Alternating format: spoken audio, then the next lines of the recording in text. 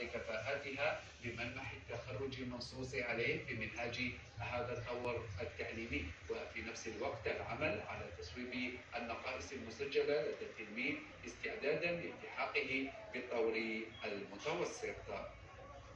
جريدة المغرب الأوسط عنونت بمقال آخر: بوليس الجزائر تقدمت في مجال مطابقة معايير الجودة يسمح للمؤسسات الاقتصادية بإثبات كفاءاتها، حيث تمكنت الجزائر، يقول هذا المقال، بعد 60 سنة من الاستقلال من رسم معالم الاعتماد وتأمين عملياته عبر مختلف القطاعات الوزارية، بما يسمح للمؤسسات الاقتصادية بإثبات كفاءاتها وتسويق منتجات عالية الجودة في الأسواق الوطنية ونحو الخارج بكل أريحية. وأوضح المدير العام للهيئة الجزائرية للاعتماد الجيراد نور الدين بوديسا بأن الشهادات التي شرع بتصديقها